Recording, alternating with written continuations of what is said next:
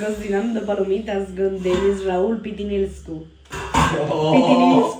Pitiniles. Pintilie. Pintilie. Ahora me salta mi por gilipollas. No soy un pijote. Y ya déjame que...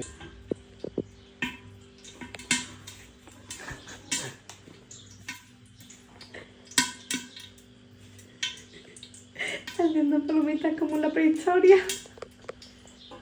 ¿Ya qué quieres?